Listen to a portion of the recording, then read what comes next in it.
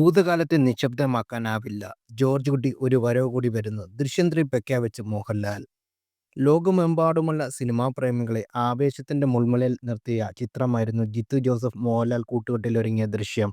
മികച്ച തിരക്കഥയും അഭിനയ മുഹൂർത്തത്തിന്റെയും പിൻബലത്തിൽ സിനിമാ ആസ്വാദകരുടെ ഇഷ്ടം പിടിച്ചുപറ്റിയ സിനിമയ്ക്ക് ഒരു രണ്ടാം ഭാഗമുണ്ടായി. ചിത്രത്തിന്റെ മൂന്നാം ഭാഗം ഒരുങ്ങുന്നു എന്ന തരത്തിൽ വാർത്തകൾ പല സമയങ്ങളായി ഉയർന്നു കേൾക്കുന്നുണ്ടായിരുന്നു.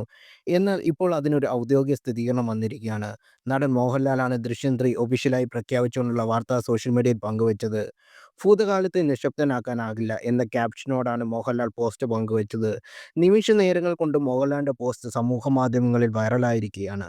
ആദ്യ രണ്ട് ഭാഗങ്ങളെപ്പോലെ തന്നെ മൂന്നാം ഭാഗവും പ്രേക്ഷകരെ ഞെട്ടിക്കുമെന്നാണ് പ്രേക്ഷക പ്രതീക്ഷ. മലയാളത്തിലെ ആദ്യത്തെ 50 കോടി ചിത്രമായിരുന്നു ദൃശ്യം.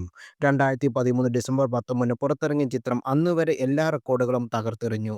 75 കോടിയായിരുന്നു ആദ്യ ഭാഗം തിയേറ്ററിൽ നിന്ന് നേടിയത്. തമിഴ്, തെലുങ്ക്, ഹിന്ദി, കന്നഡ തുടങ്ങിയ ഇന്ത്യൻ ഭാഷകളിൽ ചിത്രം റീമേക്ക് ചെയ്യപ്പെട്ടു. മോഹൻലാലിനൊപ്പം മീന, അൻസിബ ഹസൻ, ആശ ശരത്, സിദ്ദിഖ്, എസ്തർ, അനിൽ തുടങ്ങിയവരായിരുന്നു ചിത്രത്തിലെ പ്രധാന അഭിനേതാക്കൾ. 2021 ഫെബ്രുവരി 19-നാണ് ദൃശ്യം രണ്ടാം ഭാഗം പുറത്തിറങ്ങുന്നത്. ആമസോൺ പ്രൈമിലൂടെ OTT റിലീസായിട്ടായിരുന്നു ചിത്രം പ്രേക്ഷകർക്കെത്തിയത്. ഇന്ത്യയും കടന്ന് ചൈനീസും കൊറിയയും ഉൾപ്പെടെ നിരവധി ഭാഷയിലേക്ക് ചിത്രം റീമേക്ക് ചെയ്യപ്പെട്ടു.